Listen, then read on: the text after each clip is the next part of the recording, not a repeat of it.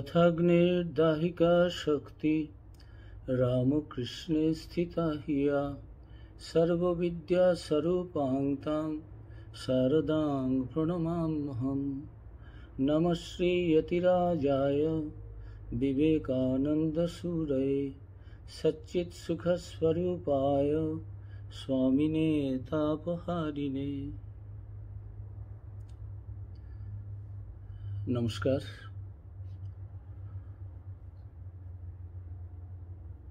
আজকে স্বামীজির শুভ আবির্ভাব তিথি 159তম আবির্ভাব তিথিতে তিথি উদযাপন উপলক্ষে যে এই অনুষ্ঠানের আয়োজন করা হয়েছে প্রাণারাম চ্যানেলের পক্ষ থেকে। প্রাণারামের কর্ণধার পবিত্রবাবু তাকে এবং তার অন্যান্য যারা সহযোগী রয়েছেন তাদের শুভেচ্ছা জানাই, সাধুবাদ জানাই আমাকে এই সুযোগ দেওয়ার জন্য। প্রাণারাম চ্যানেলের যারা ভক্ত শ্রোতা এর সঙ্গে যুক্ত রয়েছেন, যারা দেখেন এই চ্যানেলটি, তাদেরও এই শুভ দিনে অনেক অনেক শুভেচ্ছা, শ্রদ্ধা, নমস্কার সকলকে।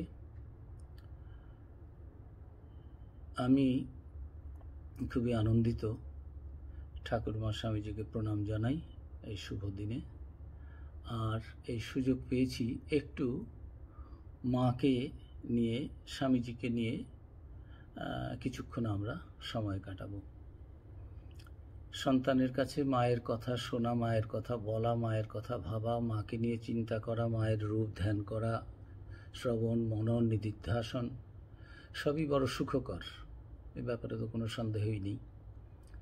তাই এই অপূর্ব সুন্দর পবিত্রতম দিনে এই যে অপূর্ব দুই জীবনের অনুধ্যান আমরা করব, প্রাণারামের পক্ষ থেকে আমাকে অনুরোধ করা হয়েছে যে স্বামীজির জীবন পরিক্রমা, বিভিন্ন ঘটনা নিয়ে স্বামীজির জীবনের একটা পরিক্রমা এরা করবেন, আমাকে অনুরোধ করেছেন বলতে। তা আমি বললাম শুরু করি স্বামীজির মাতৃ অনুধ্যান দিয়ে।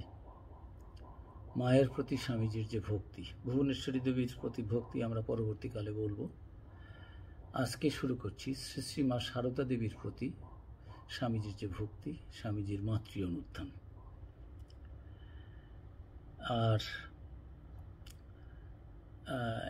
এই যে দিব্য আলোচনা, এই দিব্য প্রসঙ্গ মা এবং স্বামীজির সম্বন্ধে, যেন স্বামীজির দায়িত্বই ছিল সারা জগৎকে মাকে চেনানো।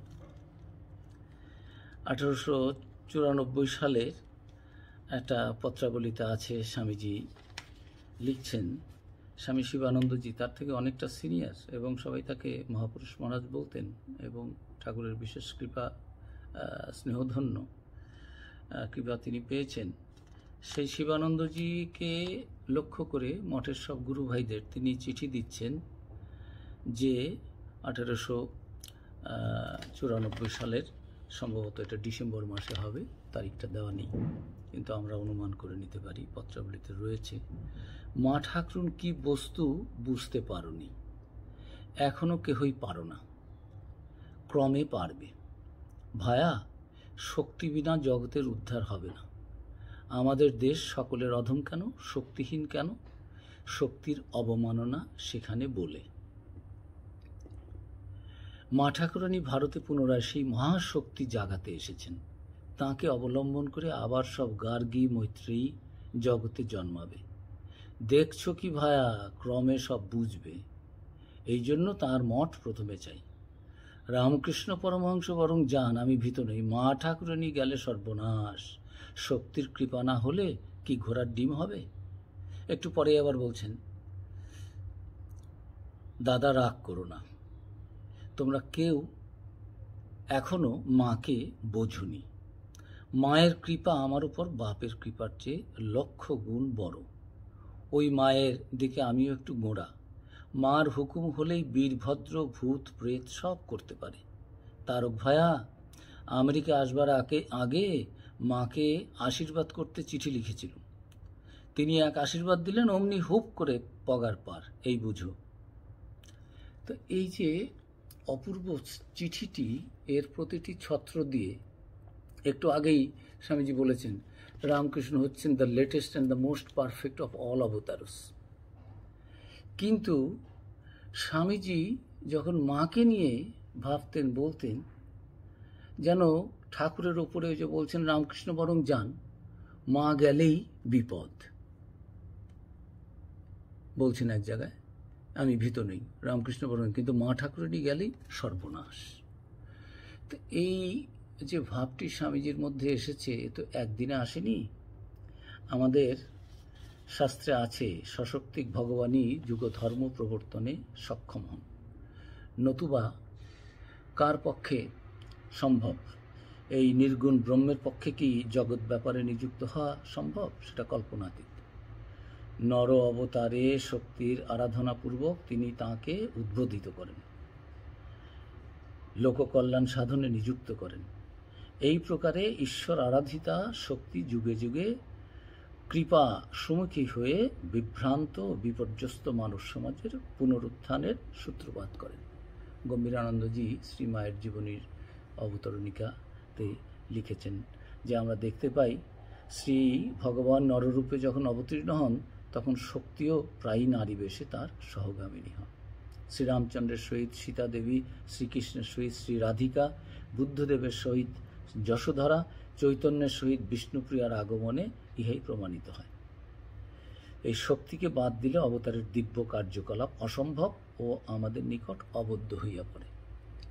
কিন্তু আমরা তো মনে করি বেশিরভাগ ওই শ্রীরামকৃষ্ণই অবতার, এই শক্তির অবতার শ্রীরামকৃষ্ণ অবতার, শ্রী শ্রী মা শারদা দেবীও অবতার। অবতারের লীলা সঙ্গিনী হয়ে তারা আসেন এই শক্তি, সেটা কজনে বুঝতে পারে? ঠাকুরকেই বোঝা যায় না, আবার মাকে কি বোঝা যাবে? ঠাকুর নিজেও এ সম্বন্ধে বলেছেন। ঠাকুর বহু জায়গায় এই শ্রী শ্রী মা সম্বন্ধে বলেছেন, তবুও অনেকে বুঝতে পারে না। আর স্বামীজি তো কত পরীক্ষা করে নিয়েছেন ঠাকুরের ব্যাপারে। শ্রীরামকৃষ্ণের সঙ্গে স্বামী বিবেকানন্দের দিব্য সম্পর্ক নিয়ে যখন আমরা আলোচনা করি, তখন দেখতে পাই যে যত বেশি করে নরেন্দ্রনাথ সম্বন্ধে ঠাকুর নানাভাবে প্রশংসা করছেন। নরেন্দ্রনাথ সহস্রদল পদ্ম, বড় ফুটওয়ালা বাঁশ, অনেক জিনিস রাখা যেতে পারে, নরেন অনেক বড় দিঘি, যেন হালদার পুকুর, কত রকমভাবে বলছেন। নরেন যদি আমার পাশে থাকে আমি বল পাই, নরেন পুরুষ পাখি, কোনো কিছুতে হয় না, বশীভূত নয়। এই সমস্ত যত প্রশংসা, কেশবের একটি শক্তিতে কেশব এত জগৎ বিখ্যাত, কেশবচন্দ্র সেন। আর আমার নরেনের ওরকম 18টি শক্তি রয়েছে। নরেন ওই মিটিং থেকে উঠে চলে গেলেন। যে ভদ্রলোক এই সমস্ত লোকের কাছে বলবেন কি করে শোনা যায়, এইটুকু বাচ্চা ছেলে, তাকে তুলনা করছেন কেশবচন্দ্রের সঙ্গে। তুলনা নয়, বলছেন 18 গুণ বড়। কেশবের আবার কি প্রভাব প্রতিপত্তি, এত নাম যশ হয়েছে দেশে বিদেশে। কেশবের সঙ্গে কুইন ডাইন করেন, কুইন ভিক্টোরিয়া তার সঙ্গে ডাইন করেন, মানে তার সঙ্গে খান।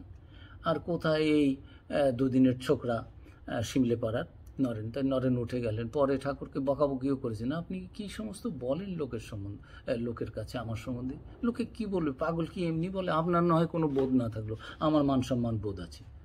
তা স্বামীজি নরেন্দ্রনাথ, ইয়াং নরেন্দ্রনাথ উঠে চলে গেলেন। পরে এসে ঠাকুরকে বকাবকি করছেন। ঠাকুর বলছেন, মা যে দেখালেন, আমি কি বলছি, মা যা দেখালেন আমি তো তাই বলি। তো নরেন সম্বন্ধে যত তিনি প্রশংসা করেন, নরেন তত তার এই সাধনা, তার দর্শন, তার উপলব্ধি, এগুলো নিয়ে সংশয় প্রকাশ করেন না। ওই পাখি চাতক পাখি নয়, চাতক পাখিকে দেখলাম এই এমনি জল খাচ্ছে, আপনি এগুলো যা দেখেন এগুলো হ্যালুসিনেশন, আপনি তো এগুলো পড়াশুনো করেননি, সাইকোলজি এই সমস্ত জিনিস আপনি তো বোঝেন না, আমরা পড়াশুনো করেছি, এগুলো সমস্ত আছে। সারা দিন রাত ঘুমন না, তো না ঘুমলে এই সমস্ত হয়। শ্রীরামকৃষ্ণ সম্বন্ধে তার কত বিচার, বিছানার নিচে টাকা রেখে সত্যি তিনি স্পর্শ করতে পারেন কিনা। একজনের বাড়িতে কলকাতায় ভক্ত সম্মেলন হয়েছে, ঠাকুর আসবেন, নরেনকে বলছেন চল, না আমি যাব না। তুই যে বলেছিলি যাবি না, আমার কাজ আছে, আপনি যান। শ্রীরামকৃষ্ণ চলে গেলেন, সেখানে জল খেতে পারেননি। তারপরে নরেন থেকে গেলেন ওইটা পরীক্ষা করার জন্য, জলটা কে দিয়েছিল, কোন পাত্রে এনেছিল, কে গ্লাস ধুয়েছিল, সত্যি শ্রীরামকৃষ্ণ ন্যাকামি করেন এগুলো নাকি, কত কিছু পরীক্ষা নিরীক্ষার পর নরেন্দ্র তাকে মেনে নিয়েছেন। যদিও এর মধ্যে ভৈরবী ব্রাহ্মণী তাকে ঘোষণা করে দিয়েছেন যে বিশিষ্ট পণ্ডিত সমাজ ডেকে, যে তিনি তখন অবতার রূপে স্বীকৃত। পরবর্তীকালে শ্রীরামচন্দ্র দত্ত, গিরিশচন্দ্র ঘোষ এ প্রভৃতি ভক্তদের দ্বারা অবতার রূপে তিনি প্রচারিত হচ্ছেন। তারা লেকচার দিচ্ছেন বিভিন্ন জায়গায়। শ্রীরামকৃষ্ণ কথামৃতে দেখা যায় এরা তর্ক করছেন, মহেন্দ্রনাথ সরকার ঠাকুরের যে ডাক্তার, কিন্তু তার সামনে যে ঠাকুর অবতার বলে তারা মানছেন, শাস্ত্রের প্রমাণ রয়েছে, পণ্ডিতরা মেনে নিয়েছে। ভাগবতে অবতারের যে সমস্ত দেখা যায়, লক্ষণ দেখা যায়, শ্রীরামকৃষ্ণের মধ্যে সব রয়েছে, চৈতন্যদেবের মধ্যে যেগুলো ছিল এসব। তা নরেন্দ্রনাথ তখনও বলছেন যে না, আমি স্বীকার করছি না। তিনি বলছেন, as a man I have the highest respect for him, কিন্তু অবতার নৈব নৈবচ, অবতার রূপে তাকে আমি স্বীকার করব না যতদিন আমি নিজে না বুঝছি। তার সামনেই বলছেন, ঠাকুর বলছেন তোমরা তো সব বলছো, ও কি বলে? নরেন বলে দিলেন যে না, আমি এদের কথার মধ্যে আমি নেই, আমি যতক্ষণ নিজে না বুঝবো। ঠাকুর হাসছেন, নরেন তার সমালোচনা করছেন, ঠাকুর হাসছেন। এই হচ্ছে শ্রীরামকৃষ্ণ সম্বন্ধে তাকে এই এমনকি শরীর যাওয়ার দুদিন আগে পর্যন্ত মনে সন্দেহ ছিল যে সত্যি যদি অবতার হন তিনি, তাহলে বলুন। এই মুহূর্তে মুখে প্রকাশ করেননি। শ্রীরামকৃষ্ণ ঠিক শরীর যাওয়ার দুদিন আগে ঘুরতে পারেন না, পাশ ফিরিয়ে দিতে হয়। সেই অবস্থায় উঠে একটু অর্ধ শোয়ার মতো একটু উঠে বসার চেষ্টা করে বললেন, নরেন এখনও তোর সন্দেহ? হ্যাঁ, যেই রাম যেই কৃষ্ণ সেই ইদানিং এ দেহে রামকৃষ্ণ, তবে তোর বেদান্তের দিক থেকে নয়। ঠাকুর সম্বন্ধে কত বাছাই করেছেন, চেষ্টা করেছেন স্বামীজি যে সত্যি ঠাকুরকে। কিন্তু শ্রী শ্রী মায়ের ক্ষেত্রে নরেন্দ্রনাথের দৃষ্টিভঙ্গি সম্পূর্ণ আলাদা। কখনো কণামাত্র সন্দেহ বা অবিশ্বাস আসেনি স্বামীজির মনে।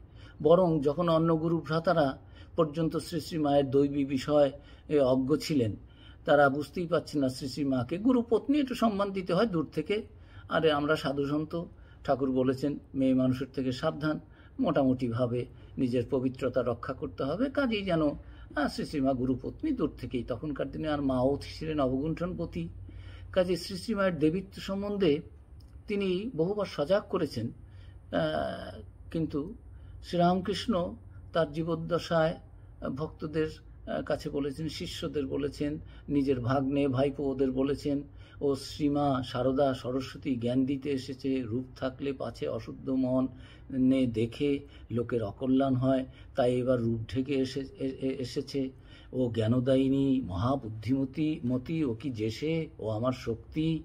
ওর এই হৃদয়ে নিজেকে দেখিয়ে বলছেন, এর ভেতর একে তুই তুচ্ছ তাচ্ছিল্য করিস, কথা বলিস, ওকে আর কখনো এমন কথা বলিসনি।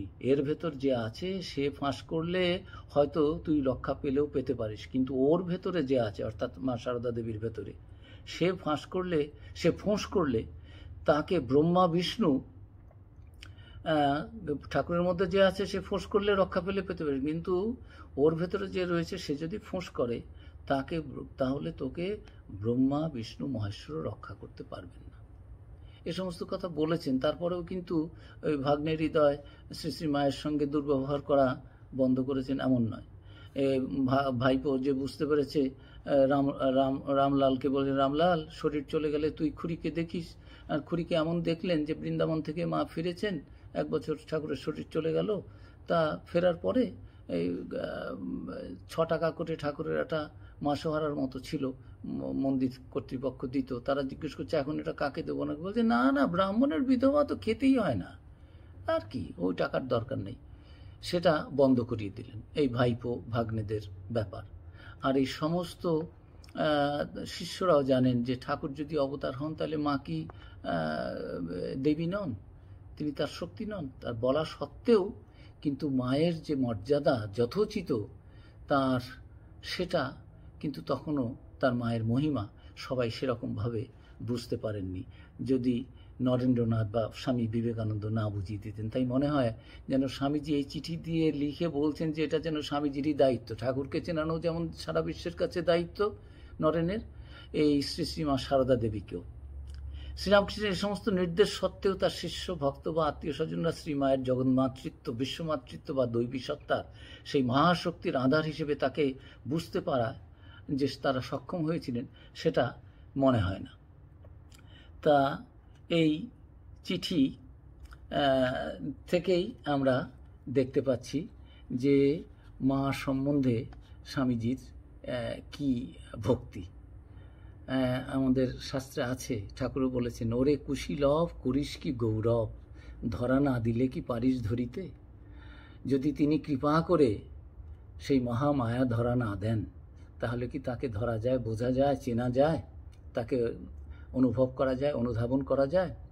ঠাকুর বলছেন, চেষ্টা যতই করো, কিন্তু ওই তার হাতেই কিন্তু সেই অর্গল। তিনি কৃপা করে, প্রার্থনা করতে হয়, ওখানে যুদ্ধ করলে হবে না, প্রার্থনা করতে হয়, কৃপা করে এই মায়ের দ্বার খুলে দাও, তাহলেই সেই মহামায়া। তো এত কিছু বলার পরেও সবাই কিন্তু সেটা বুঝতে পারেন না। বাস্তবিক ভগবানের কৃপা না হলে তাকে ধারণা করা ভক্তের পক্ষে সম্ভব নয়। এবং উপনিষদেও আছে, কথামৃতে ঠাকুর বলেছেন, উপনিষদেও আছে যে ইয়মে বৈশ বৃণুতে তেন লভ্য। এই যে গুরুদেব আপনি বলছেন সেই পরমাত্মা ব্রহ্ম, তাকে কিভাবে জানা যায়, কে জানতে পারে? এই যে তিনি কৃপা করে যাকে গ্রহণ করেন, যার কাছে তিনি লভ্য হন, যার কাছে তিনি প্রকাশিত হন, তিনিই তাকে লাভ করতে পারেন। নরেন্দ্রনাথের ক্ষেত্রে আমরা দেখতে পাচ্ছি শ্রী শ্রী জগজ্জননীর বিশেষ কৃপা। সত্যি সেই জন্য শ্রী শ্রী মায়ের ভগবৎ সত্তা তার কাছে প্রথম থেকেই সম্পূর্ণরূপে সন্দেহাতীতভাবে প্রকাশিত এবং স্বামীজির কাছে অনুভূত। তাই প্রথম থেকেই শ্রীমায়ের দেবীত্ব বিষয়ে তার মনে কোনো সন্দেহ বা দ্বিধা দ্বন্দ্বের স্থান ছিল না। মাকে সকলেরই চাই, শ্রীরামকৃষ্ণেরও চাই। শ্রী শ্রী মা সারদা দেবী বলছেন, তুমি আমাকে সম্বন্ধে কী ভাবো, যে ওই যে মা রয়েছেন ভবতারিণী, আমার গর্ভধারিণী, আর তোমাকে সাক্ষাৎ আনন্দময়ীর রূপ বলে তোমাকে দেখি, যাও তাকে নিয়ে এসো। মাকে শ্রীরামকৃষ্ণের চাই, মা ভবতারিণীর সাথে তাকে সাক্ষাৎ এক দেখছেন। রাখালেরও চাই, তারকেরও চাই, নরেনেরও চাই, গিরিশেরও চাই মাকে। গিরিশ শান্তি লাভ করলেন মায়ের কাছে গিয়ে, মার কাছে শান্তি লাভ করলেন জয়রামবাটিতে গিয়ে। তখনই মা তাকে বললেন, এই পাতানো মা নয়, কথার কথা মা নয়, সত্যিকারের মা, সত্য জননী, গুরুপত্নী নয়, তুমি যা ভাবছো আমি ঠিক তা নই। তারপরে গিরিশবাবুরও দর্শন হলো। সেই ছোট সময় যৌবনে একবার প্রায় মরেই যাচ্ছিলেন কলেরা হয়ে, বিষচিকা রোগে। তারপরে দেখলেন যে এক দেবী এসে তাকে মহাপ্রসাদ দিল। দেখলেন যে মা, এ কি, এ তুমি সেই? মা বললেন, হ্যাঁ। তাই গিরিশবাবুরও সেই আত্যন্তিক যে শান্তি লাভ হলো, পুত্র শোকে, স্ত্রীর শোকে পাগল প্রায়, নিরঞ্জনানন্দজি নিয়ে গেলেন সেই মার কাছে। কিন্তু এগুলো অনেক পরে। নরেনের যে মাতৃ মায়ের প্রতি যে সেটা সে প্রথম থেকেই। আমাদের শারদানন্দজি ভারতের শক্তি পূজাতে লিখেছেন, চৈতন্যের সহিত শক্তির নিত্য মিলন সর্বত্র প্রত্যক্ষ করিয়াই বিশেষ বিশেষ শক্তিশালী পদার্থে এবং সমগ্র জগতে ভারতের ঋষিগণ সব ও শিবার আরাধনা করেছিলেন। তাই সশক্তিক তিনি প্রণাম নিবেদন করছেন ঠাকুর এবং মাকে, দাস তোমা দোহাকার সশক্তিক নমি তব পদে। তা এটা আমরা দেখতে পাই। আর চণ্ডীতেও রয়েছে যে একাদশ অধ্যায়ে জগজ্জননী বলছেন, দেবতারা যখন তার প্রার্থনা করছেন, প্রণাম জানাচ্ছেন, স্তবস্তুতি করছেন, একাদশ অধ্যায়ে সেখানে মা বলছেন, ইত্থং যদা যদা বাধা দানবোত্থা ভবিষ্যতি তদা তদা অবতীত যাহং করিষ্যামি অরিসংশয়। যখন এই রূপে দানবগণের প্রাদুর্ভাব নিবন্ধন বিঘ্ন উপস্থিত হইবে, আমি তখনই আবির্ভূতা হইয়া শত্রু বিনাশ করিব। কিন্তু এই শাস্ত্রের কথা তো আমরা জানি, সদা সত্য কথা বলিবে, চুরি করিয়া অপরের দ্রব্য লওয়াকে চুরি করা বলে না, বলিয়া লওয়াকে চুরি করা বলে, চুরি বিদ্যা মহাপাপ, চুরি করিও না, সত্য কথা বলি, এগুলো জানি। কিন্তু বাস্তব জীবনে এগুলো আমরা ভুলে যাই। স্বামীজির কিন্তু এই যে মা সম্বন্ধে, ইনি যে জগজ্জননী, তিনি যে এই আবার সব গার্গী মৈত্রী তার জন্মাবে, মায়ের জীবনকে কেন্দ্র করে ভারত আবার উঠবে, জগৎ আবার উঠবে। মহাপুরুষ মারক বলেছেন, সেই ব্রহ্মকুণ্ডলিনীকে এইবার ঠাকুর জাগিয়ে গেছেন। এই যে শ্রী শ্রী মাকে কেন্দ্র করে মহা জাগরণ হবে, বিশ্বব্যাপী মহাশক্তির যে উদ্বোধন শ্রীরামকৃষ্ণ করে গেছেন ষোড়শী পুজোর মধ্য দিয়ে মাকে কেন্দ্র করে মায়ের শরীরে সেই মহাশক্তিকে প্রতিষ্ঠা করেছেন, এগুলো সবাই বুঝতে পারেননি, স্বামীজি বুঝেছিলেন মায়ের কৃপায়। তা আমরা কয়েকটা দেখব যে কি অপূর্ব সুন্দর এই দিব্য জীবন, এই মা আর ছেলের যে তাদের যে সম্পর্ক কি অপূর্ব। কেউ কাউকে দেখেন না। ওই স্বামীজি আসতেন, ঠাকুর বললেন রান্না কেমন হয়েছে, মাকে বলেছেন নরেন আসবে, ভালো করে রুটি টুটি করে রেখেছো, ডাল পছন্দ করে। তা স্বামীজি বললেন হ্যাঁ ভালো, তবে ওই রোগীর পথ্য।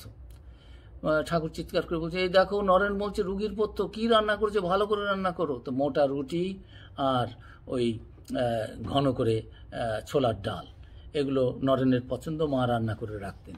হ্যাঁ, নরেন্দ্র পরে খেয়ে বললেন হ্যাঁ হ্যাঁ এখন ঠিক হয়েছে। তা নরেনের জন্য আলাদা করে সব রান্না। এখন এই মাকে যে বললাম গিরিশ ঘোষেরও চাই, শ্রীরামকৃষ্ণের চাই, রাখাল কাছে যেতেন, রাখাল কাঁপতেন প্রণাম করতে যেতে মাকে। এগুলো সব পরবর্তীকালে। অন্যান্য গুরু ভাইরাও দূরে দূরে থাকতেন, কেউ প্রণাম করতে গেলে একটু ঢিপ করে। বিজ্ঞানানন্দজি মহারাজ বলছেন যে স্বামীজি তো আমাদের শেখালেন কি করে মাকে ভক্তি করতে হয়, প্রণাম করতে হয়। আমি তো গিয়ে ঢুপ করে প্রণাম করে চলে এসেছি, সামনেই যেতাম না। স্বামীজি সাষ্টাঙ্গ প্রণাম করে বললেন আরে মা জগৎজননী, মাকে ওই রকমভাবে প্রণাম করতে হয়। এই সমস্ত ছোটোখাটো বহু ঘটনা রয়েছে স্বামীজির জীবনে, যে সেই শ্রী শ্রী মায়ের অমোঘ শক্তি স্বামীজির জীবনকে নিয়ন্ত্রিত করছেন শ্রীরামকৃষ্ণের অবর্তমানে। তা যাই হোক, মিসেস বিদেশিদের মধ্যে দেখতে পাই মাকে ম্যাকলাউডকে চাই, ম্যাকলাউডেরও চাই, আমাদের নিবেদিতার চাই, ক্রিস্টিনের চাই, হ্যাঁ সকলেরই শ্রী শ্রী মাকে চাই। কিন্তু সেই মাকে চাওয়া হচ্ছে মা যখন জগৎজননী রূপে প্রতিষ্ঠা পেয়েছেন নরেন্দ্রলাভের, মুখ্যত নরেন্দ্রনাথের মধ্য দিয়ে, তাঁর চেষ্টার মধ্য দিয়ে মা সমহিমায় যখন আস্তে আস্তে আস্তে আস্তে প্রতিষ্ঠিত হচ্ছেন, প্রকাশিত হচ্ছেন, তখন এই সকলের ভক্তি আমরা এখন সবাই মেনে নিই মা জগৎজননী। সে অনুভূতি আমরা তো বলি, মুখে বলি, নরেনের হয়েছিল শ্রী শ্রী মায়ের কৃপায়, ঠাকুরের কৃপায়। তা সর্বপ্রথম আমরা দেখতে পাই যে স্বামীজি কখন শ্রী শ্রী মা সম্বন্ধে বলছেন। শ্রী শ্রী মা সম্বন্ধে স্বামীজির দৃষ্টিভঙ্গি বা মতামত প্রথম জানতে পারি 1890 সালের 14ই ফেব্রুয়ারিতে গাজীপুর থেকে স্বামীজির লেখা এক পত্র বলরামবাবুকে। তো সেখানে গিরিশবাবু আর বলরামবাবুর মধ্যে হচ্ছে, ঝগড়াঝাটি হচ্ছে, কে কার বা কাছে থাকবে। গিরিশবাবু রাখতে চান, বলরামবাবু রাখতে চান, দুজনেই মহাভক্ত, দুজনেই ভাবছেন আমি মায়ের সেবা করব, দুজনেরই ইচ্ছে। এখন বলরামবাবুকে লেখা চিঠিতে বলছেন মা যদি ওখানে থেকে থাকেন আমার কোটি কোটি প্রণাম জানাবেন। আমি কে মার কাছে? মা কোথায় থাকবেন না থাকবেন সে ব্যাপারে মতামত দেওয়ার আমি কে? আমি বলার কে? মানে আপনারাই বা কে? আমিও কেউ নই, আপনারাও কেউ নন। মা যেখানে থাকতে চান সেখানেই থাকবেন। মা যদি এখনো আপনার কাছে থেকে থাকেন, মা গিরিশবাবুর বাড়িতে থাকবেন না, আপনার বাড়িতে থাকবেন না, জয়রাম বাড়িতে থাকবেন, you are not the persons to choose, to decide. তাই বলছেন আমি কে যে আমি এই ব্যাপারে মতামত দেব? মানে আপনারাও দেবেন না। আর মা যদি এখনো আপনার কাছে থেকে থাকেন তাহলে আমার কোটি কোটি প্রণাম মায়ের চরণে নিবেদন করবেন এবং আমার জন্য আশীর্বাদ প্রার্থনা করবেন। বোঝাতে চাচ্ছেন যে মাকে তোমরা বোঝনি। তা এই হচ্ছে 1890 সালের চিঠি। এই বছরই পরবর্তী সময়ে জুলাই মাসে দেখতে পাই শ্রী শ্রী মায়ের আশীর্বাদ গ্রহণের জন্য ঘুষুরিতে মাকে সাষ্টাঙ্গ প্রণাম করে তাঁর আশীর্বাদ নিয়ে হিমালয়ে এবং ভারত পরিভ্রমণে তিনি বের হলেন। সঙ্গে অখণ্ডানন্দজি গেলেন, গঙ্গাধর। শ্রী শ্রী মাও তাকে বললেন এই গঙ্গা, হ্যাঁ তোমার সঙ্গে আমাদের সর্বস্ব দিয়ে দিলাম। নরেন হচ্ছে আমাদের সর্বস্ব, মাথার মণি আখ্যা দিয়ে আশীর্বাদ প্রদান করলেন। এবং বাস্তব ক্ষেত্রে এই বিদায়ের পর স্বামীজি শ্রী শ্রী মায়ের সাথে আবার সাক্ষাৎ করেন পাশ্চাত্য বিজয়ের পরে, যখন 1890 সালে মার্চ মাসে ফিরে আসেন। ফেরার পরে মার্চ মাসে মাকে দেখা করতে যান কলকাতায় বাগবাজারে। সেই গঙ্গা জল খেতে খেতে যাচ্ছেন, একেবারে সাষ্টাঙ্গ হয়ে প্রণাম করলেন। এই 90 থেকে 97, 7 বছর। তা সেখানে মাকে তিনি প্রণাম করে প্রার্থনা করেছিলেন যে মা, এই যাচ্ছি, তা যদি হয়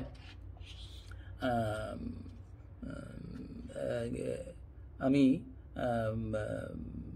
আশীর্বাদ করুন যে হয়, আমি যাচ্ছি সেখানে যেন আমার সিদ্ধি লাভ হয়। মায়ের আশীর্বাদ নিয়ে যাওয়ার সময় তিনি বলছেন যে আপনি আশীর্বাদ করুন, না হলে এই। শ্রীশ্রী মা বলছেন এই মানে কি বলছো বাবা? না, আপনার আশীর্বাদে আবার ফিরে আসবো শীঘ্র। মা বললেন হ্যাঁ বাবা, মানে আপনি ভালো করে আশীর্বাদ করুন, ঠাকুর যা বলে গেছেন সব যদি আমার এখন সেগুলো অনুভূতি না হয় তাহলে শরীরটাই ত্যাগ হয়ে যাক, এই আর শরীর টরীর রেখে কী হবে।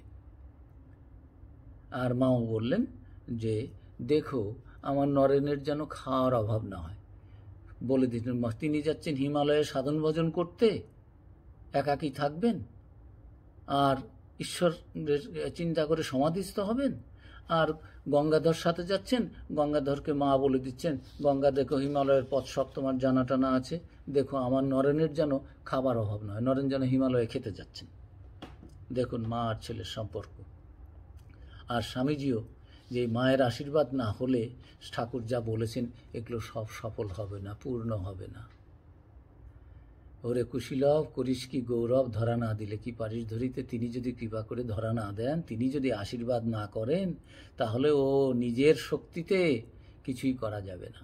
সাধন ভজন সব করতে হবে, কিন্তু যমে বৈশ পরিণতিতে তিনি কৃপা করে যাকে গ্রহণ করবেন, যার কাছে প্রকাশিত হবেন, তিনি তার দ্বারাই তিনি লভ্য হবেন। তো যাই হোক, তা আর মা তখন বললেন বাবা তুমি যাচ্ছ, তোমার মাকে একটু প্রণাম করে যাবে না, মানে কলকাতাতে ভুবনেশ্বরী দেবীকে। তখন স্বামীজি বললেন মা, আমার মা ওই আপনি আমার একমাত্র মা।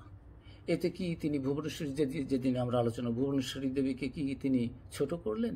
এগুলো কিন্তু বিদেশে যাওয়ার আগে, তখনও তিনি বিশ্ববিজয়ী বিবেকানন্দ হননি, তখনও রামকৃষ্ণের যে যা বলেছেন সেগুলো এখনও প্রমাণিত হয়নি। স্বামীজির মধ্য দিয়ে এসব প্রকাশিত হবে, প্রমাণিত হবে, জগৎ নরেন শিক্ষা দেবে, জগৎকে শিক্ষা দেবেন, এ সমস্ত হয়নি। কিন্তু তখনই স্বামীজি বলছেন মা, আমার মা আপনি আমার একমাত্র মা। স্বামীজি কি নিজের গর্ভধারিণী মাকে ছোট করলেন? না। স্বামীজি জানেন ইনি জগৎজননী, ইনি বিশ্বজননী, ইনি জন্ম জন্মান্তরের মা। বিশুদ্ধানন্দজি বলেছেন মা হচ্ছে গণ্ডি ভাঙা মা, জন্ম জন্মান্তরের মা। তা আগের জন্মেও মা ছিলেন, আগের মানে কত লক্ষ জন্ম নিয়েছি তখনও মা ছিলেন, এই জীবনেও মা। আবার শরীর গিয়ে যদি মুক্ত না হতে পারি, তাহলে যতদিন আবার জন্মাবো তখনও তিনি মা থাকবেন। তাই তিনি জানতেন যে ইনি মা আমার গর্ভধারিণী, কিন্তু ইনি জগৎজননী, ইনি বিশ্বজননী। তা আমরা দেখতে পাই শ্রী মায়ের আশীর্বাদ নিয়ে হিমালয়ে ভারত ভ্রমণের পর মাদ্রাজে গিয়ে স্বামীজি যখন বিদেশ যাবেন বলে স্থির করলেন, তখন মায়ের অনুমতির জন্য মাকে চিঠি দিলেন। সবাই বলল, তারও দর্শন হয়েছে, ঠাকুর যেন ওই সমুদ্রের ওপর থেকে ডাকছেন যে এসো, সমুদ্রের ওপর দিয়ে হেঁটে যাচ্ছেন, তাকে দেখাচ্ছেন। আচ্ছা, কিন্তু তিনি টিকিটও টাকাও সংগ্রহ করা হলো, কিন্তু তবুও তিনি বলেন না, টাকা পয়সা ফিরিয়ে দাও, যাব না, মন ঠিক নেই, বুঝতে পারছেন না যাবেন কি যাবেন না। হ্যাঁ, শ্রীরামকৃষ্ণ বলছেন নরেন আমার কাছে থাকলে এই বিচার টিচার করতে, ডিসিশন নিতে নরেন যা বলবে আমি সাহস পাই। কেউ যদি তর্ক করতে আসে আমি জানি নরেন সব ঠিক করবে। আর স্বামীজির যখন কনফিউশন কি করব না করব, তখন তিনি নিচ্ছেন মায়ের সহায়তা। তা এখন মাকে চিঠি লিখছেন যে ঠাকুর তো নেই, মা তো রয়েছেন, দেখি মা কি বলেন। মা যদি বলেন তাহলে যাব। তিনি বিদেশ ভ্রমণে যাওয়ার মনস্থির করলেন, মাকে চিঠি লিখলেন। মায়ের উত্তর পাওয়ার এত আনন্দ হলো যে তখনই তিনি মাদ্রাজে ইয়েতে চলে গেলেন, সমুদ্রের ধারে চলে গিয়ে দুহাত তুলে নাচলেন আনন্দ করার জন্য। বাহ, যা এখন হলো, মা দিয়েছেন, অনুমতি দিয়েছেন, আর কোনো চিন্তা নেই, এখন যাওয়া যেতে পারে। এখন এটা বোঝা গেল ঠাকুরের কাজের জন্যই যাচ্ছি, আমার নিজের মনের কোনো ইচ্ছে নয় এর মধ্যে, এবং ঠাকুরের কাজ করতে যাব, মায়ের আশীর্বাদ নিয়েছি, I must be successful, there is no question, there is no doubt about it. এ বোধ তার এসে গেল। বিদেশে যাওয়ার পর স্বামীজির মনে দৃঢ় ধারণা হলো পাশ্চাত্য দেশে তার যে সাফল্য সেটা শ্রী শ্রী মায়ের কৃপাতেই সম্ভব হয়েছে, এবং আমেরিকা থেকে তিনি চিঠি লিখে মায়ের জন্য একটি মঠ নির্মাণ করার জন্য গুরু ভাইদের বারবার করে চিঠি দিয়ে অনুরোধ করছেন, একটা জায়গা কিনে দাও, একটা জায়গা কিনে দাও, আমার কিছু টাকা অলরেডি হয়েছে, এই 2000 দেবো, এটা বড় করে, তারপরে 3000 দেবো, 4000 দেবো, তারপরে বলছেন টাকার জন্য ভেবো না। কয়েক মাস করে যাচ্ছে আর তিনি টাকার অঙ্ক বাড়াচ্ছেন, যা টাকা পাচ্ছেন বলছেন আগে মা আর তার মেয়েদের মঠ, তারপরে বাবা আর তার ছেলেদের। শ্রী শ্রী মায়ের স্বরূপ সম্বন্ধ তাদের যে অজ্ঞতা তা তিনি দূর করছেন। ওই যে চিঠির কথা বললাম, 1894 ডিসেম্বরে লিখছেন, মা ঠাকুরুন কি বস্তু বুঝতে পারোনি, ক্রমে বুঝবে। মানে আমি তার কৃপাতে বুঝেছি, তার কৃপায় তোমরা ক্রমে বুঝবে, এখনো বুঝতে পারোনি, এখন পারবে না, ক্রমে ক্রমে পারবে। তো আমেরিকা থাকার সময় এই থেকে চিঠি দিচ্ছেন, মার স্বরূপকে তিনি জ্ঞাত করছেন, এবং এই একটা মঠ তৈরি করার জন্য, একটা জায়গা কেনার জন্য বারবার করে জানেন, স্বামীজি জানেন যে মা রয়েছেন, ভক্তদের বাড়িতে থাকেন, কাজেই স্বামীজির মনের মধ্যে একটা কষ্ট। বিদেশ থেকে ফিরে 1897 সালে মার্চ মাসে স্বামীজি মাকে দর্শন করতে যাওয়ার সময় বারবার গঙ্গা জল খেয়ে যেন নিজের দেহ মনকে শুদ্ধ করছেন। সঙ্গী গুরু ভাই তাকে নিষেধ করছেন, এই কি করছো, এত জল খেলে পেট খারাপ হয়ে যাবে। বারবার বলছেন যে না না, মা তো পবিত্রতা স্বরূপিনী। এই অবেদানন্দজি মহারাজ গানে লিখেছেন, জননী পবিত্রং জীবনং তথা পবিত্রতা স্বরূপিনী নৈ তস্যৈ দেব্যৈ নমো নমঃ পবিত্রং জীবনং তথা। তো এই যে মায়ের জীবন পবিত্র, মায়ের চরিত্র পবিত্র, মায়ের সব কিছু পবিত্র একেবারে, তারপরে বলছেন আর শব্দ নেই, পবিত্রতার স্বরূপিনী। তা স্বামীজিও বলছেন মা পবিত্রতার স্বরূপিনী, তার কাছে যাচ্ছি তো, বিদেশে ছিলাম, এখানে ওখানে ঘুরেছি, কত কি খেয়েছি, কি করেছি, কি করে, এখন মার কাছে যাচ্ছি না, সে নিজেকে আর ধরে রাখতে পারছেন না, যেন মার সামনে যাব। 7 বছর পর দেখা, মায়ের আশীর্বাদ নিয়ে বেরিয়েছিলাম, এখনই গিয়ে দেখা করে বললেন, মা একেবারে তোমার আশীর্বাদে গেলাম, তুমি আশীর্বাদ দিলে, আর হুপ করে ওদের জাহাজে চড়েই ওদের দেশে গিয়ে পৌঁছলাম। এই বছর আর ওই জাম্প করে যেতে হয়নি। সেই ত্রেতা যুগে তুমি আশীর্বাদ করেছিলে, তোমাকে আনার জন্য সেই রামচন্দ্রজির অর্ডারে হনুমানজি গিয়েছিলেন। তখন স্বামীজি বলছেন ফিরে এসে যে মা এবার তোমার আশীর্বাদে, তুমি এক আশীর্বাদ দিলে আর এবার লাভ দিয়ে যেতে হয়নি, সমুদ্র পেরোতে হয়নি, এবার একেবারে ওদের জাহাজে চড়েই ওদের মধ্যে গিয়ে ঠাকুরের নাম প্রচার করেছি, কাজ করেছি, এখন তুমি বলো সব ঠিকঠাক হয়েছে কিনা। মাও বললেন হ্যাঁ বাবা, যা করেছে সব ঠিকই হয়েছে।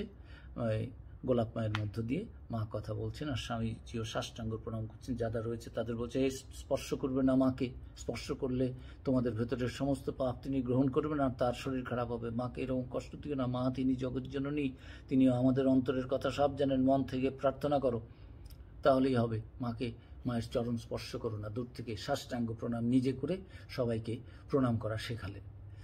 সেখানে কি করে মাকে সম্মান দিতে হয়, মাকে প্রণাম করতে হয়। আর মাও যেই বাগবাজারে তখন ছিলেন, নরেন্দ্রনাথের যে প্রণাম শেষ হলো, মা এবার তোমার কৃপায় ঘুরে এলাম, মাও প্রাণ ভরে তার বিজয়ী সন্তানকে আশীর্বাদ করে বললেন, হ্যাঁ নরেন, তুমি যা করে, মা বলছেন তুমি যা করেছো সব ঠিক করেছো, ঠাকুরের কাজ করেছো, ঠাকুর তোমাকে দিয়ে আরও অনেক কাজ করিয়ে নেবেন। আর মা বলছেন তোমার শরীর ওখানে কেমন ছিল, স্বামীজি বলছেন হ্যাঁ হ্যাঁ শরীর ভালো ছিল। তো এই সমস্ত কথোপকথন এগুলো সব রয়েছে মায়ের আর ছেলের। তো যাই হোক, তা মা এখন মে মাসে, স্বামীজি এটা বললাম মার্চ মাসে মার সঙ্গে দেখা হলো। স্বামীজির মাতৃভক্তি কত যে গভীর, আর তার হৃদয়ে শ্রীমার স্থান যে কত উচ্চে তা বোঝা যায় যখন তিনি 1897 সালের 1 মে রামকৃষ্ণ মিশন প্রতিষ্ঠা করলেন। রামকৃষ্ণ মিশন প্রতিষ্ঠা করে শ্রী শ্রী মাকে তিনি বললেন মা হচ্ছেন সংঘ জননী। তিনি মা এমনি যেমন তেমন নন, মা হচ্ছেন আমাদের সংঘ জননী। এই সংঘের জন্য মা কত কান্নাকাটি করেছেন। মা বলছেন আহা, এর জন্য ঠাকুরের কাছে কত কেঁদেছি, প্রার্থনা করেছি, তবে তো তার কৃপায় আজ মঠ টট এ সমস্ত হয়েছে। আর যা কিছু নরেন সব করেছে, ঠাকুরের শরীর যাবার পর ছেলেরা সব সংসার ত্যাগ করে কয়েকদিন একটা আশ্রম করে একসঙ্গে জুটলো, তারপরে একে একে স্বাধীনভাবে বেরিয়ে এখানে ওখানে ঘুরতে থাকে। আমার মনে তখন খুব দুঃখ হলো, ঠাকুরের কাছে প্রার্থনা করলাম, ঠাকুর তুমি এলে, এই কজনকে নিয়ে লীলা করলে, আনন্দ করলে, চলে গেলে, আর অমনি সব শেষ হয়ে গেল, তাহলে এত কষ্ট করে আসার কি দরকার ছিল? কাশী বৃন্দাবনে দেখেছি অনেক সাধু ভিক্ষে করে খায়, গাছতলায় ঘুরে ঘুরে, সেরকম সাধু তো অনেক আছে, অভাব নেই। তোমার নাম করে যারা সব ছেড়ে বেরিয়ে এসেছে, আমার ছেলেরা যে দুটি অন্যের জন্য ঘুরে ঘুরে বেড়াবে, তা আমি মা হয়ে দেখতে পারবো না। আমার প্রার্থনা, তোমার নামে যারা বেরোবে তাদের যেন মোটা ভাত কাপড়ের অভাব না হয়, আর এই সংসার তাপদগ্ধ লোকেরা তাদের কাছে এসে তোমার উপদেশ নিয়ে এরা সব একসঙ্গে থাকবে, আর এই এরা সংসার তাপদগ্ধ লোকেরা, গৃহস্থরা এসে তোমার কথা তাদের কাছ থেকে শুনবে, শুনে শান্তি পাবে। এই জন্যই তো তোমার আশা। ওদের ঘুরে ঘুরে বেড়ানো দেখে আমার প্রাণ আকুল হয়ে ওঠে। তারপর থেকে নরেন ধীরে ধীরে এইসব করলে। নরেন জানেন এই মঠটা কে করেছে? নরেন করেননি। নরেন ওই নিমিত্ত মাত্রং ভবসভ্য সাচিন। গীতাতে ভগবান বলছেন, অর্জুন যুদ্ধ টুদ্ধ তুমি করছো না, তুমি কাউকে মারছো না, তুমি নিমিত্ত, সব আমি করছি, ভেবো না ইউ আর দ্য ডোয়ার, তুমি কর্ম করছো, তুমি কর্মের কর্তা, এটা ভেবো না। ওই অহংকার ও বিমূঢ়াত্মা কর্তাহং ইতিমন্যতে। স্বামীজি জানতেন যে এই যে মঠ হয়েছে এটা মায়ের প্রার্থনার ফলে, ঠাকুরের কৃপায় হয়েছে, মায়ের প্রার্থনার ফলে হয়েছে। নরেন্দ্রনাথ সেটা রূপদান করেছেন। তা সেই জন্য মাকে এই প্রথম দিনেই করলেন, সেই মঠ স্থাপন করেই বলছেন যে মা কে, তোমরা কি জানো এই মা কে? মা হচ্ছেন আমাদের সঙ্ঘ জননী। মাকে এই সংঘের, তিনি আমাদের সংঘের রক্ষাকর্ত্রী, এবং তিনি এই সংঘের সংঘ জননী, তিনি আমাদের পালনকর্ত্রী, রক্ষাকর্ত্রী। সংঘ যে রক্ষা হবে, কে রক্ষা করবে? তিনি জননী হিসেবে রয়েছেন। কোনো সন্ন্যাসী মঠে একজন নারী তার অধিষ্ঠাত্রী হন, তিনি তার গাইডিং ফ্যাক্টর, প্রিসাইডিং ডিটি। এই নরেন্দ্রনাথ সেটা করে দেখালেন। কাজেই মায়ের স্থান নরেনের কাছে কি ছিল মায়ের দৃষ্টিতে, নরেনের দৃষ্টিতে মায়ের আসন যে কত উচ্চ, সেটা আর কি করে বলবো। তা নরেনও এই যে এত সব কাজকর্ম এগুলো করে গেছেন, বহু কিছু মাস্টারমশাই নিজে, এই যে সঙ্গের ব্যাপারে মাস্টারমশাই নিজে এত কাজকর্ম পছন্দ করতেন না। ভাবতেন যে ঠাকুর তো আমাদের জপ ধ্যান করতে বলছে, সবাইকে বলছে ভগবান লাভ উদ্দেশ্য জপ করো, ধ্যান করো, ভগবানের নাম করো, কীর্তন করো, কাজের সঙ্গে জড়িও না, নিষ্কাম নিষ্কাম। কিন্তু নরেনকে কি বলেছে তা তো এরা জানেন না। নরেন বলছেন তোদেরই সব বলেছে, আমাকে কি বলেছে সেটা আমি জানি না, যা করছি ঠাকুরের কথাই করছি, ঠাকুরই বলেছেন এগুলো। ঘর দরজা বন্ধ করে করে কি করতেন? মা জানেন কে তারে চিনেছে, রামকৃষ্ণ চিনেছে আর মা শারদা চিনেছে। আবার মাকে ওকে তারে চিনে, রামকৃষ্ণ চিনেছে আর এই নরেনই চিনেছে মাকে, সেই জগজ্জননী মহামায়া, মহাশক্তি, সেই আদ্যাশক্তি।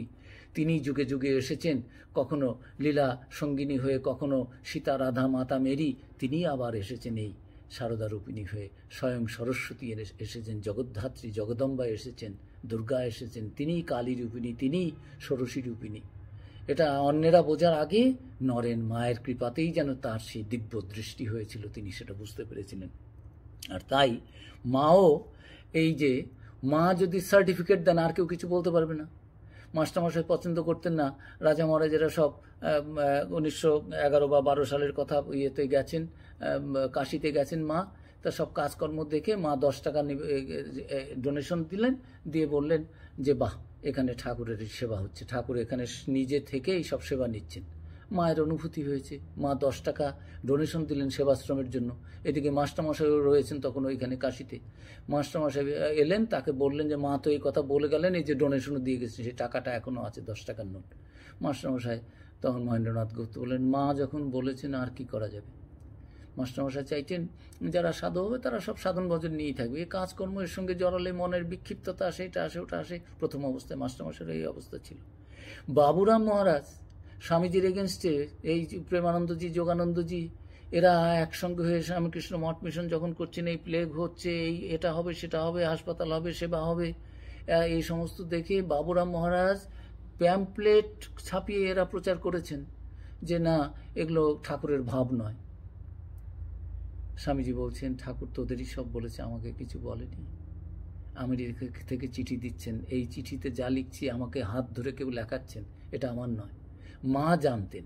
তাই মাও বললেন যে এই যে কেহ কেউ বলেন সেবাশ্রম, হাসপাতাল চালানো, বই বেচা, হিসাব নিকাশ প্রভৃতি কাজ সাধুর পক্ষে সঙ্গত নয়, কারণ ঠাকুর এইসব কিছুই তো করেন নাই।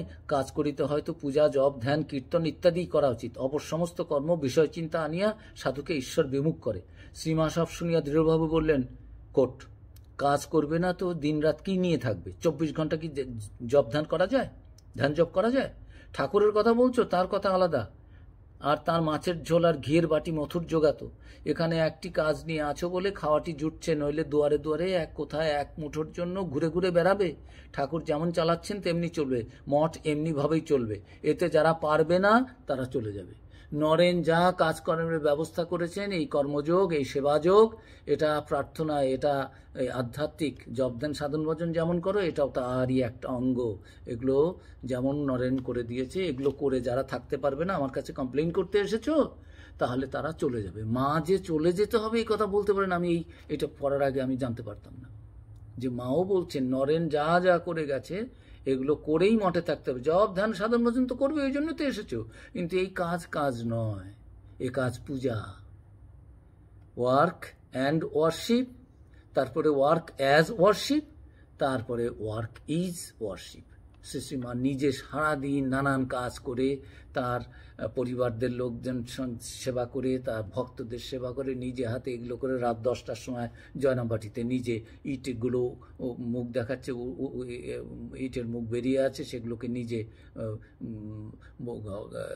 শক্ত দিয়ে পিটিয়ে পিটিয়ে মাটিতে বসিয়ে সেবা করে দেখাচ্ছেন। সেবা কাকে বলে? তো সেবা নয়, এ পুজো। ঠাকুরের নামে জগৎ সেবা, আত্মনমোক্ষার্থম জগৎ হিতায়, হচ্ছে জগতের হিতের জন্য। বহুজন হিতায় বহুজন সুখায়। তো স্বামীজি মঠ স্থাপন করে মাকে সেই সঙ্গ জননী করে দিলেন। আর মাও দেখলেন পরবর্তীকালে যেখানেই কোনো কনফিউশন হয়েছে নরেনের ডিসিশন নিয়ে, মা সেখানে একেবারে নরেনকে যেগুলো সমর্থন করার সেগুলো তিনি সমর্থন করে, যাতে আর কেউ কিছু না বলে, এ ব্যাপারে কোনো কনফিউশন না থাকে, সেটা বলে গেছে, করে গেছে। তা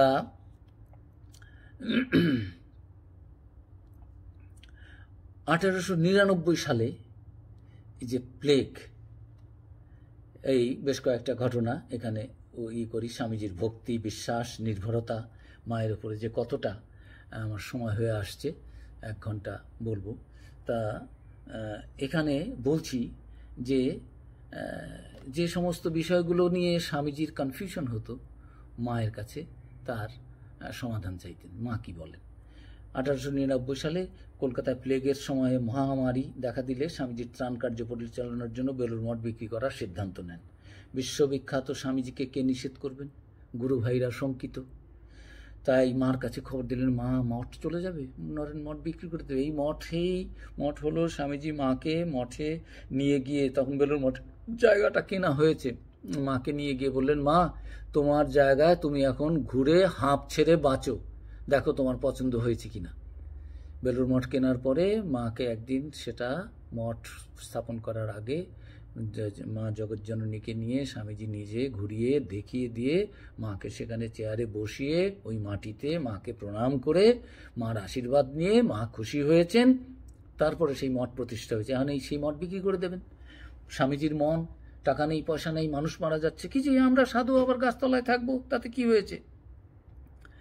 তখন সেই মা নরেনকে ডেকে বললেন, নরেন, মঠ নাকি বিক্রি করে দেবে? হ্যাঁ মা, টাকা নেই, পয়সা নিচ্ছে। তা মঠটা তো তুমি ট্রাস্টিও না, ওটা তো তোমার নামে না, অন্য গুরু ভাইরা, আর ওটা তো তুমি আমার নামে, ঠাকুরের নামে উৎসর্গ করেছো। হ্যাঁ, তো তাহলে তুমি সেটা কি করে বিক্রি করো? তুমি তো বিক্রি করতে পারো না। নিজে ল পড়েছেন নরেন্দ্রনাথ, লয়ারের ছেলে। মা তো একেবারে সেই পর্যন্ত, অক্ষর জ্ঞান পর্যন্ত নেই, তথাকথিত বলতে হয়। সেই মার কাছে কোনো যুক্তিতর্ক দিতে পারলেন না। মা বললেন, বাবা, টাকা আসবে, একটা সেবা কাজের জন্যই বেলুড় মঠ বিক্রি হয়ে যাবে? আরও কত সেবা কাজ এখান থেকে হবে। স্বামীজি নিজে বলেছেন, এই যে মঠ করে গেলাম, আগামী ১,৫০০ বছর এইটার থেকে সমস্ত বিশ্বে, শুধু ইন্ডিয়াতে নয়, শুধু বেঙ্গলে নয়, সমস্ত বিশ্বে এখান থেকে সেই আধ্যাত্মিকতার স্রোত ছড়াবে জগতের কল্যাণের জন্য, বহুজন হিতায় বহুজন সুখায়। বিদেশে গিয়ে বলেছিলেন, as Buddha had a message for the east, I do have a message for the West, and I must relay it, I must express that, deliver that without any fear and hesitation. এখানে আমাকে বাধা দিয়ে থামাতে পারবে না। আমার একটা অনুভূতি হয়েছে, আমার গুরু আমাকে একটা কাজের দায়িত্ব দিয়েছে। বুদ্ধের যেমন একটা বাণী ছিল, সে প্রাচ্য দেশে দিয়েছিল, আমি এই পাশ্চাত্য দেশে একটা বাণী দেওয়ার জন্য এসেছি, এবং সেটা আমি দেব, ভীত সন্ত্রস্ত না হয়ে আমার কাজ আমি করব। তো এই যে জগতের কল্যাণের জন্য বেলুড় মঠ স্থাপন করেছেন, তা সেটা কি এক ইয়েতেই শেষ হয়ে যাবে? আর মায়ের কথা সত্যি, টাকা পয়সা এসে গেল। তা জপ ধ্যান সম্বন্ধে মা একবার বলেছেন, সবসময় জপ ধ্যান করতে পারে কজন? মনটাকে বসিয়ে আলগা না দিয়ে কাজ করা ঢের ভালো। মন আলগা পেলেই যত গোল বাঁধায়। নরেন আমার ওইসব দেখেই তো নিষ্কাম কর্মের পতন করলে। নরেনের কাজগুলোকে মা কীভাবে সাপোর্ট করেছেন। আবার এই মঠ বিক্রি, যে না একটার জন্য তো নরেন মেনে নিলেন, মঠ বিক্রি হলো না, টাকা এসে গেল, আরও সেবা কাজ চলল। আর এখন তো আমরা দেখতেই পাচ্ছি যে প্রতি মাসে, প্রতিদিন, প্রতি বছর কোটি কোটি টাকার আর কত লক্ষ লক্ষ কোটি কোটি মানুষের নানাভাবে সেবা। শুধু কি এই আর্থিক সাহায্য সহায়তা, কতভাবে আধ্যাত্মিক এই যে সেবা চলছে, কত মানুষের মধ্যে তাদের সেই ব্রহ্মচিন্তন, দেব চিন্তন, দেবভাব প্রকাশের, বিকাশের এই কাজকর্মের মধ্যে দিয়ে তো সেবা নয়, এই পুজো। তা এগুলো আমরা দেখতে পাই। আবার বেলুড় মঠের স্বামীজি 1901 সালে দুর্গাপূজা করবেন বলে ঠিক করলেন, এবং পুরোহিত দর্শন দেখে নিয়ে বললেন যে নবমী তিথিতে এত বলি হবে যে একেবারে গঙ্গার জল লাল হয়ে যাবে, ব্যাস দুর্গাপুজো হবে। মানুষের তমভাব দূর হোক, রজগুণের বিকাশ হোক, মানুষ একটু নিজেদের ভেতরে শক্তি অনুভব করুক। না হলে এই বিদেশি শক্তিকে কি করে দূর করবে? নিজের ভেতরের আত্মশক্তি কি জাগাবে? আর এই পরাধীনতাই কি করে দূর হবে? আর এগুলোই স্বাধীনতাই নিতে পারছো না, আবার আধ্যাত্মিক স্বাধীনতা, আত্মজ্ঞান লাভ করব, এ সম্ভব? আগে এই হোক, নিজের ভেতরের যে ব্রহ্মশক্তি রয়েছে সেই শক্তিটা প্রকাশিত হোক, বিকশিত হোক, একটু রজগুণ আগে দেখুক, নাহলে কি করে সত্যগুণ আসবে? স্বামীজি ঠিক করলেন, মায়ের অনুমতির জন্য পাঠালেন। মাও বললেন হ্যাঁ পুজো করো। মায়ের অনুমতি হয়ে গেল, পুজো শুরু হবে। তখন মা খবর পেলেন যে বলি হবে। মা বললেন, বাবা তোমরা সাধু, তোমরা বলি দিও না। অভয়ম সর্বভূতেষু, সমস্ত জগতে তোমরা অভয় দেখাবে, তোমরা কোনো প্রাণীও যেন তোমাদের কাছ থেকে ভয় না পায়। কাজেই আমাদের মঠের সমস্ত শাখা কেন্দ্রে, বেলুড় মঠে দুর্গাপুজো হয়, বলিটা হয় কোনো না কোনো একটা দিয়ে শশা বা কুমড়ো এগুলো টাক দিয়ে সেই বলি পর্বটা। বলি মানে আমার ভেতরে যে পশুভাব রয়েছে, অসুর ভাব রয়েছে, সেই পশুভাবকে বলি দেওয়া। পশু তো একটা প্রতীক, পশু বলি তো নয়। কাজেই প্রতীক হিসেবে মায়ের কথা মেনে স্বামীজি সেই করলেন। আর দুর্গাপূজার সময় মাকে বললেন, মা ছেলেপেলেরা ভুল করবে, আমাকে জ্বর এনে দাও। কেন বাবা? বলছে না, ওরা ভুল টুল করবে, আমি বকবো, আমি পুজো টুজো হয়ে যাক, পুজো। আচ্ছা বাবা। মাও আশীর্বাদ করলেন। স্বামীজি 3 দিন জ্বর নিয়ে পড়ে থাকলেন। সেই নবমীর পুজো শেষ হয়ে গেল, আর স্বামীজিও জ্বরটর চলে গেল। মা ছুটলেন, হ্যাঁ বাবা। আর মাকে ওখানে সব প্রণাম করছে, এইদিকে দুর্গাকে প্রণাম করছে, এইদিকে মাকে প্রণাম করছে। সেই দুর্গাই যেন জ্যান্ত দুর্গা। স্বামীজি আমেরিকা থেকে বলেছিলেন, জ্যান্ত দুর্গার পূজা করে দেখাবো, তাহলে আমার নাম। তা এই দুর্গা পুজো করে দেখালেন, মূর্তিতেও করালেন, আবার এই জগৎজননী সারদা দেবী মাধ্যমেও করালেন। আর মাও খুব খুশি হয়ে সবাইকে আশীর্বাদ করলেন। এই দুর্গাপূজার আনন্দ হলো, বলি বন্ধ হলো। বেলুড় মঠের বেশ কিছু ছোট ছোট ঘটনা রয়েছে। বেলুড় মঠে এক চাকরকে চুরি করেছে, তার স্বামীজি তাকে বিদায় দিয়ে দিয়েছেন। বলছেন, বেটা চোর, এখানে সব মঠের মধ্যে রয়েছে, চুরি করে। সে চলে গেছে, সে বুঝতে পেরেছে কোথায় গেলে বাঁচবো, সে চলে গেছে শ্রী মার কাছে গিয়ে আশ্রয় নিয়েছে বাগবাজারে। সেখানে বিকেলবেলা বাবুরাম মহারাজ গেছেন। বাবুরাম মহারাজ যাওয়ার পরে গিয়ে দেখেন যে সেই লোকটা রয়েছে। তখন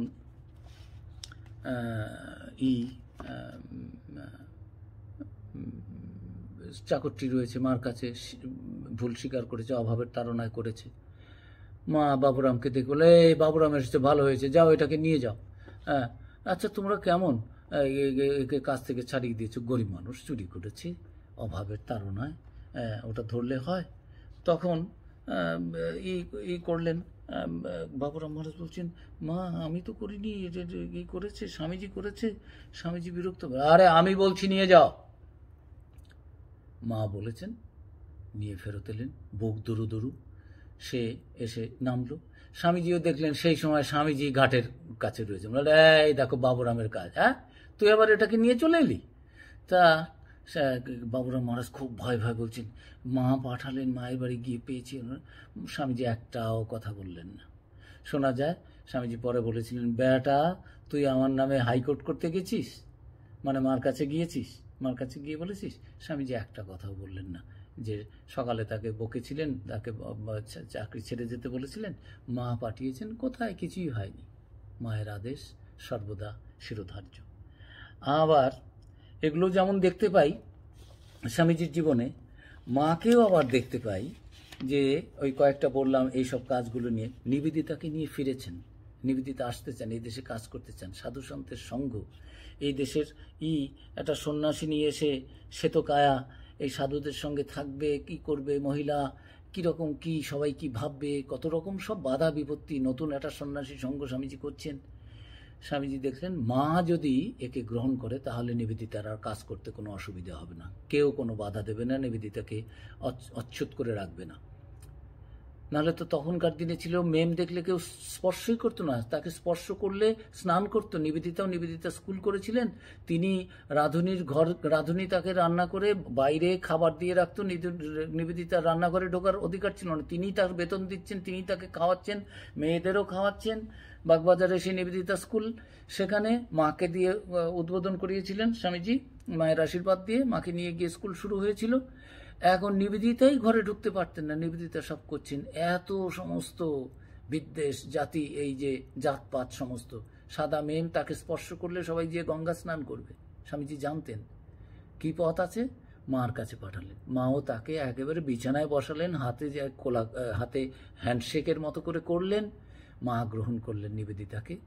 আর কোনো সাধু ভাইরা, কোনো চেলারা স্বামীজিকে আর কেউ চ্যালেঞ্জ করতে পারলেন না, কেউ বললেন না যে হ্যাঁ এটা কেমন কাজ হচ্ছে, ঠাকুর এরকম বলেননি কি করেননি। এই সমস্ত নিয়ে মাস্টারমশাইয়ের মনে যেমন একটা ক্ষোভ ছিল কাজ নিয়ে, মাস্টারমশাই সেটা দূর হলো। অন্য সাধুরা যারা কাজ করতে চাইতেন না, 24 ঘন্টা জব ধ্যান করবো, কোনো কাজ করবো না, তাদেরও মা বললেন নরেন যা করেছে সেই মতো যারা থাকবে থাকবে, না হলে পথ খোলা আছে। ও গাছতলার সাধু আমার অনেক আছে, নরেন যা করেছে, এই 100% সাপোর্ট। তা এই মা ওখানে বলেছিলেন যে তোমরা তো সাধু, তোমরা তো জানো না গৃহস্থদের কিভাবে সংসার চালাতে হয়, গরিব মানুষ ভুল করেছে, স্বীকার করেছে, ওকে নিয়ে যাও। মার কি হৃদয় ছিল যে সাধু সন্ন্যাসী তোমরা কি বোঝো সংসারে। মা তো সংসারে ছিলেন, গৃহস্থের জীবন 24 ঘন্টা জানেন। কোনো গৃহস্থ যাতে বলতে না পারে যে সংসারে খুব কষ্ট, কোনো গৃহস্থ বলতে পারবেন মার থেকে বেশি ভুগছেন, কাজে সময় পাচ্ছি না, কখন জপ ধ্যান করবো, কখন সাধন ভজন করবো। মায়ের থেকে কি কোনো গৃহস্থ বেশি কষ্টের মধ্যে দিয়ে দিন কাটাচ্ছেন, বেশি নানা রকম বাধা বিঘ্নের মধ্যে দিয়ে যাচ্ছেন? মা এই সমস্ত এদের মধ্যে থেকে সেই চুপটি করে জপ ধ্যান সর্বদা করে যাচ্ছেন। কখনো কোনো সন্তান যদি বলতেন মা এত জপ ধ্যান করছে যে একটু শুয়ে পড়ুন, একটু ঘুম হচ্ছে না কেন, যে বাবা এই সব ছেলেরা আসে আর ঠাকুরের কাছে বলি এদের সব যেন কল্যাণ হয়, যাদের দায়িত্ব নিয়েছি তাদের দায়িত্ব তো নিতে হবে, পূরণ করতে হবে, তাদের যাতে কল্যাণ হয়। জগতের সকলের জন্য তিনি আমাদের সকলের জন্য জপ করছেন, প্রার্থনা করছেন, সকলের হয়ে ফুল দিতে বলছেন। আর এই নরেনের যে কাজগুলো জগতের কল্যাণ করবে, অন্যেরা বুঝতে পারছে না, নরেন যা বুঝেছে অন্যেরা কি তা বুঝেছে? ঠাকুরের সেই শিবজ্ঞানে জীবসেবা শুনলে জীবে দয়া, জীবে দয়া, না না না, জীবে দয়া, তুই দয়া করার কি? শিবজ্ঞানে জীবসেবা, সেই কথা শুনে স্বামীজি বললেন, আজ একটা নতুন কথা শুনলাম, যদি দিন পাই তো দেখিয়ে দেব। তা স্বামীজি বুঝতেন ঠাকুরের কথা, মা বুঝতেন, অন্যেরা তো সেই অবস্থার নন। কাজেই মা স্বামীজির এই চিন্তাগুলোকে, যে যে চিন্তা ভাবনা কাজগুলোকে অন্যেরা বাধা দেবে বুঝতে পারছে না, মা সেটাকে পুরো সাপোর্ট করে সকলের মন থেকে সেই এই কনফিউশন, সংশয় দূর করে দিচ্ছেন, যাতে সেটা সুন্দরভাবে পরিচালিত হয়, গৃহীত হয়, আর কোনো বাধা বিঘ্ন দ্বিমত না থাকে। তা একবার স্বামীজি শরীর চলে গেছে, স্বামীজির পুজো হচ্ছে, ঠাকুরের আসনে বসিয়ে দুই ভক্ত রয়েছে, আমরাও তো ঠাকুরের চেলা, একই সঙ্গে গুরুর শিষ্যকে কি করে পুজো করা যায়? দুদল হয়ে গেল, একদল বলছে না স্বামীজিকে করতে হবে, আর একদল বলছে না। মার কাছে এলেন, মা বললেন হ্যাঁ খুব অন্যায়, যারা অন্যায় তারা ভাবছে হ্যাঁ, মা বলছেন খুব অন্যায়, ঠাকুর থাকলে স্বামীজিকে মাথায় করে রাখতো, আর তোমরা স্বামীজিকে ঠাকুরের পায়ের নিচে বসিয়ে রাখছো, পুজো করছো, এই অন্যায়। তখন তারা বুঝতে পারলো মায়ের মত কী। হ্যাঁ, স্বামীজিরও একই সঙ্গে, ঠাকুর মায়ের সঙ্গে স্বামীজিরও পুজো শুরু হলো। তারপরে রয়েছে ইয়েতে কি নাম আমাদের অদ্বৈত আশ্রম মায়াবতীতে, সেখানে স্বামীজি পছন্দ করতেন না সেখানে যে একটা আশ্রম থাকবে যেখানে কোনো মূর্তির উপাসনা থাকবে না, অদ্বৈত সাধনা হবে, ধ্যান ধারণা নিয়ে থাকবে, কোনো ছবি মূর্তির পুজো হবে না, থাকবে না। তো সেখানে কেউ কেউ শুরু করেছে, তা তারা একটু ছবি ছাড়া কি করে, আমাদের মন তো বসে না সাধারণভাবে। তো মার কাছে আবার অভিযোগ এলো যে ওটা কি ঠাকুরের পুজো করা যাবে না অদ্বৈত আশ্রমে, তা এটা কি মায়ের কি মত? মা বললেন হ্যাঁ আমি ঠিক করে বলছি একেবারে, যে তোমাদের ঠাকুর অদ্বৈত আর তোমরা সব অদ্বৈতবাদী। নরেন যা বলেছে সে ঠিকই বলেছে, তোমরা সবাই অদ্বৈতবাদী। শুরু করতে পারো এটা ওটাতে, একটা আশ্রম নরেন রেখেছে, কাজেই তোমরা সবাই অদ্বৈতবাদী, তোমরা দ্বৈতবাদী নও। মা তো বিশিষ্টাদ্বৈতবাদীও বলে দিতে পারতেন, যে রয়েছে ঠাকুর বলেছেন ওটাও একটা দ্বৈতবাদ রয়েছে, বিশিষ্টাদ্বৈতবাদ রয়েছে, যে বেলের বিচি, ছোবড়া, ওই খোল, এগুলো বাদ দিলে পুরো বেল হয় না, ওজনে কম পড়ে যাবে। মা তা বললেন না, মা বললেন ঠাকুর ছিলেন অদ্বৈতবাদী বললেন না, দেখুন ঠাকুর ছিলেন অদ্বৈত। স্বামীজি বলেছেন শ্রীরামকৃষ্ণ ভগবানের বাপ, ভগবান যেখান থেকে আসেন শ্রীরামকৃষ্ণই সেটা। তা কাজেই এটা কি বোঝা যায় কে ঠাকুর কে মা, কি তত্ত্ব, কোথার থেকে শুরু হয়েছে আর কোথায় শেষ?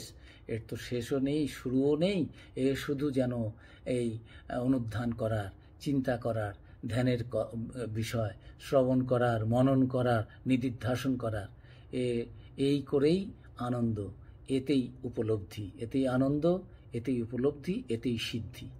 আমরা ঠাকুর মহাস্বামীজির কাছে প্রার্থনা করি আমাদের সকলের মনের দুর্বলতা, কাপুরুষতা এগুলো দূর হোক, আমরা যেন ঠাকুর মা স্বামীজির কৃপায় আমাদের নিজের স্বরূপকে জানতে পারি, তাদের স্বরূপও বুঝতে পারি, আমাদের স্বরূপকেও জানতে পারি। তাহলে এই মনুষ্য জীবনের উদ্দেশ্য সার্থক হবে, সিদ্ধ হবে, তাদের আশা সিদ্ধ হবে, আমাদেরও তাদের চরণে স্থান পাওয়া সিদ্ধ হবে। মায়ের কথা কি আর বলে বোঝানো যায়?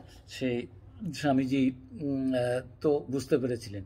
শারদানন্দজি দিনরাত পুজো করতে, সেবা করতে মায়ের গান লিখেছিলেন যে রঙ্গ দেখে রঙ্গময়ীর অবাক হয়েছি, হাসিব কি কাঁদিব তাই বসে ভাবতেছি, এতকাল রইলাম কাছে ফিরলাম পাছে পাছে, কিছু বুঝতে না পেরে এখন হার মেনেছি, বিচিত্র তার ভাবের খেলা, ভাঙেন গড়েন দুই বেলা, ঠিক যেন ছেলে খেলা বুঝতে পেরেছি। এরা বুঝলেন শেষকালে, নরেন মায়ের কৃপায় বুঝেছিলেন প্রথম থেকেই। সেই জগজ্জননী যেন কৃপা করেই তাকে সেই সম্বিত দিয়েছিলেন, এবং ঠাকুরের কৃপাতেই। স্বামীজি একবার বলেছিলেন, ঠাকুর অনেক কথা আমাকে বলেছেন কিন্তু মার সম্বন্ধে কিছু বলেননি। 1890 23 এপ্রিল তিনি বলছেন বলরাম বাবুতে, বাবুর বাসভবনে, সব অন্যান্যরা সব রয়েছে, 1890 23 এপ্রিল, যে মা সম্বন্ধে ঠাকুর আমাকে কিছু কখনো কিছু বলেননি, বহু বিষয়ে বহু কথা বলেছেন। তা যোগানন্দজি বললেন, তা মা যখন ঠাকুর যখন ভগবান তাহলে মাও ভগবতী। তা স্বামীজি কিছু বললেন না যে হ্যাঁ কি না। এখন এই 14ই ফেব্রুয়ারির সেই চিঠিতে যে স্বামীজি যে ভাবটা প্রকাশ করেছেন, তার থেকে বোঝা যায় যে মায়ের অবস্থা, মা স্বামীজির চোখে কী ছিল, কত উচ্চ অবস্থা ছিল। আর ঠাকুর কেন নিজের থেকে বলেননি? ঠাকুর যদি বলতেন তাহলে সেটা যেন এই এই শ্রীরামকৃষ্ণ আর মা সারদা দেবী অভেদ, এটা ঠাকুর বলার পরে যদি স্বামীজি বুঝতেন, সেটা যেন হতো প্রতিফলিত মহিমার প্রতি শ্রদ্ধা জ্ঞাপন। সে শ্রদ্ধা স্থায়ী হবে না। শ্রীরামকৃষ্ণ জানতেন নরেন্দ্রনাথ যেমন তার ভাবী বার্তাবহ, তেমনি শ্রী শ্রী মায়েরও। নরেন্দ্রনাথ জগৎকে শুধু শ্রীরামকৃষ্ণকেই চেনাবেন না, চেনাবেন শ্রী শ্রী মাকেও, গুরু ভাইদের কাছেও তুলে ধরবেন সংঘজননীর প্রকৃত স্বরূপ। সেই শ্রী শ্রী মায়ের প্রকৃত স্বরূপ আমরা সকলে অবহিত হই। আমাদের জীবন মন শুদ্ধ হোক, এই প্রার্থনা ঠাকুর মা স্বামীজির কাছে করে, তাঁদের আশীর্বাদ প্রার্থনা করে, সমস্ত ভক্তদের অনেক অনেক শুভেচ্ছা শ্রদ্ধা নমস্কার জানিয়ে, স্বামী সিদ্ধেশানন্দজি যিনি এই প্রাণারামের পেছনে রয়েছেন, প্রাণারাম চ্যানেলটির আমার ছোট ভাই, সন্ন্যাসী ভাই, তাকে আমার অনেক শুভেচ্ছা। বহু মানুষের সেবা হচ্ছে এর মাধ্যমে। আমরা ওই স্বামীজির জীবন পরিক্রমা করব। এরপরে পরবর্তী দিন 15 পরে এরা জানাবেন ডেট। আমরা ভুবনেশ্বরী দেবীর প্রতি স্বামীজির যে শ্রদ্ধা ভক্তি, মাতৃভক্তি, সে বিষয়ে আমরা একটু অনুধ্যান করে নিজেদের শুদ্ধ করব, পবিত্র করব, আনন্দিত হব, পুলকিত হব। সকলের কল্যাণ হোক, মঙ্গল হোক। জয় ঠাকুর, জয় মা, জয় স্বামীজি। ওম পরতত্ত্বে সদা লীন রামকৃষ্ণ সমাজ্ঞয়া ইয়ো ধর্মস্থাপনরত বীরেশং তং নমাম্যহम्।